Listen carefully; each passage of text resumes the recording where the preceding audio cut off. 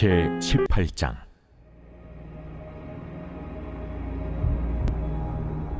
여호와께로부터 예레미야에게 임한 말씀에 이르시되, 너는 일어나 토기장이의 집으로 내려가라. 내가 거기에서 내 말을 네게 들려주리라. 하시기로 내가 토기장의 집으로 내려가서 본즉 그가 농로로 일을 하는데 진흙으로 만든 그릇이 토기장의 손에서 터지매 그가 그것으로 자기 의견에 좋은 대로 다른 그릇을 만들더라. 그때에 여호와의 말씀이 내게 임하니라. 이르시되 여호와의 말씀이니라. 이스라엘 족속아, 이 토기장이가 하는 것 같이 내가 능히 너에게 행하지 못하겠느냐? 이스라엘 족속아, 진흙이 토기장이의 손에 있음같이 너희가 내 손에 있느니라.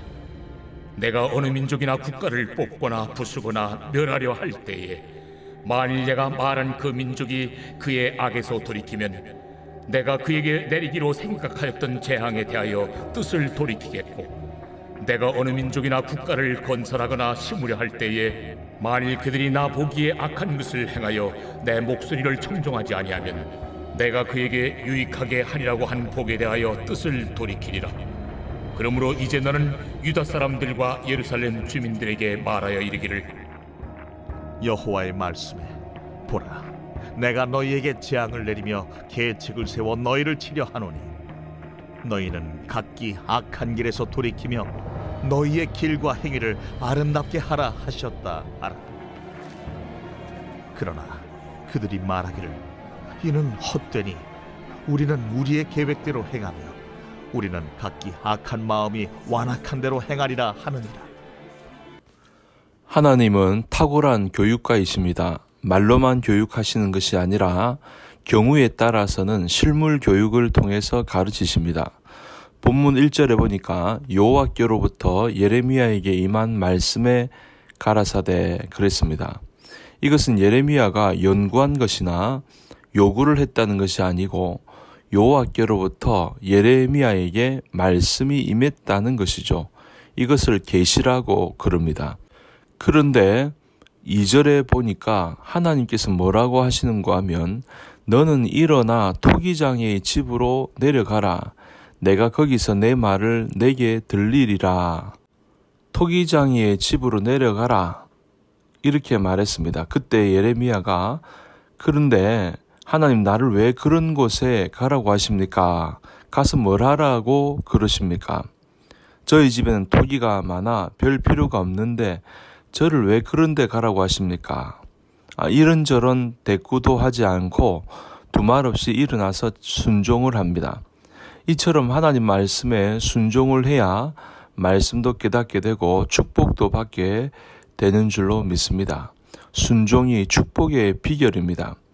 예레미야가 토기장이 집에 가서 그가 하는 일을 보니까 진흙을 가지고 토기를 만드는 일입니다. 토기장이가 무슨 다른 것을 만들겠습니까? 그런데 발로 바퀴를 돌리고 흙을 물에 반죽을 해가지고 그 휠 위에 얹어서 돌아갈 때 손으로 모양을 만듭니다. 그리고는 그것을 구워서 토기를 만들어내다 파는 것입니다. 예레미야의 시대가 주전 627년부터 587년까지 40년 세월인데 지금이나 그때나 토기장이에 토기를 만드는 방법에는 별로 큰 변화가 없습니다. 발로 돌리는 대신 기계로 돌린다는 것 외에 큰 변화가 없는 것 같습니다. 그런데 그릇이 조금 비뚤어 나오면 토기장이는 그 진흙을 다시 부수어서 그 원래 진흙을 가지고 또다시 다른 그릇을 만들어냅니다. 하나님은 이런 간단한 것을 통해서 위대한 진리를 쉽게 설명을 해주고 있습니다. 첫째로 토기장이는 진흙을 가지고 자기의 뜻대로 토기를 만든다는 것입니다. 여러분 누구의 뜻대로 만듭니까? 토기장의 뜻대로 만든다는 것입니다. 토기가 토기장이에게 와서 나를 이조백자로 만들어 주십시오 혹은 고려청자로 만들어 주십시오 라고 하지 않습니다. 토기장이가 만들고 싶은 대로 자신의 뜻대로 진흙을 가지고 토기를 만드는 것입니다. 이것을 가리켜서 하나님의 주권이라고 부릅니다. 진흙이 자기 뜻대로 토기가 되는 것이 아니라 토기장의 뜻대로 토기가 된다는 것입니다. 다시 말해 진흙에 주권이 있는 것이 아니라 토기장이에게 주권이 있다는 말이죠. 하나님과 우리 인간의 관계를 얼마나 쉽게 설명하고 있습니까? 성경에는 토기장이와 진흙의 비유가 본문 외에도 2군데가 더 나옵니다. 그러니까 모두 3군데에 등장하는데 그 말씀들을 살펴보면 첫째, 오늘 본문 예레미야 18장 1절로 12절 말씀입니다. 하나님은 국가의 운명에 대한 주권자가 된다는 말입니다. 5절부터 10절까지 해석이 그런 내용이죠. 하나님은 한 국가를 멸망시키려 하시다가도 국가가 회개를 하면 다시 돌이켜서 그 국가를 축복하십니다. 또 한 국가를 축복하시다가도 국가가 악에 빠지게 되면 재앙을 내릴 수도 있다 하는 말씀입니다. 그러니까 망하게 하고서도 흥하게 할 수 있고 흥하게 하고서도 망하게 할 수도 있다. 국가의 흥망이 하나님의 주권과 하나님의 손에 달려 있다는 말입니다. 본문 6절 후반절에 진흙이 토기장의 손에 있음같이 너희가 내 손에 있느니라 이와 같이 요나서를 보면 하나님께서 아수르의 수도인 니느웨를 40일 후에 멸망시키겠다고 말을 했죠. 그래서 요나를 보내서 그 메시지를 전하라 했습니다. 그런데 아수르는 이스라엘과 원수 관계에 있는 나라 아닙니까? 그래서 요나는 아수르가 잘 되기를 바라지 않았습니다. 그래서 니느웨로 가지 않고 다시스로 가는 배를 타고 가다가 그만 풍랑을 만나서 죽을 위험에 처하게 되었습니다. 선원들이 원인을 발견해서 결국 요나를 바닷속에 던져버렸습니다. 그런데 물고기가 타이밍에 맞춰 입을 벌리고 있어 요나가 물고기 뱃속으로 들어가 버렸습니다. 그래서 물고기가 3일 주야를 요나를 뱃속에 넣고 있다가 육지에 토해냈습니다.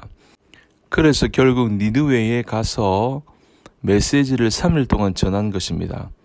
요나는 니느웨 사람들아 회개하지 않으면 40일 후에 여호와 하나님께서 너희를 망하게 하실 것이다 하며 3일 동안 돌아다닌 것입니다. 그런데 요나의 메시지를 들은 니느웨 왕이 요나를 혼내지 않습니다. 그리고 왕위에서 내려와 굵은 베옷을 입고 제에 앉아 백성들에게 공포를 합니다. 니느웨 백성들아 굵은 베를 입고 금식하며 회개하라. 짐승들도 금식하라고 공포했습니다.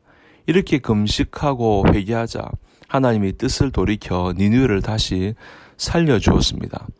망하게 하려 하시다가도 회개하니 살려준 것입니다. 그러니 국가에 대한 주권이 하나님께 달려있다는 말이죠. 국가의 운명은 하나님의 손에 달려 있습니다. 하나님은 한 국가를 복을 주시다가도 저울에 달아 악이 크면 토기를 파쇄하듯이 망하게 할 수 있습니다. 반대로 한 국가에 전쟁과 고난을 주시다가도 죄악에서 돌이키면 다시 축복을 주실 수가 있는 것입니다. 이것이 국가에 대한 하나님의 주권입니다. 그러므로 우리 대한민국 국민들은 어떤 금융위기나 전쟁 위기가 오더라도 하나님과의 관계를 더 중요하게 생각하고 하나님의 주권을 인정하고 그분의 도움을 구해야 할 줄로 믿습니다. 하나님께 기도하는 백성이 되어야 할 것입니다. 주권은 하나님에 속해 있습니다. 그러므로 하나님께 도움을 구하고 하나님의 주권을 인정함으로 살아가는 저와 여러분들 다 되시기를 주님 이름으로 축복합니다.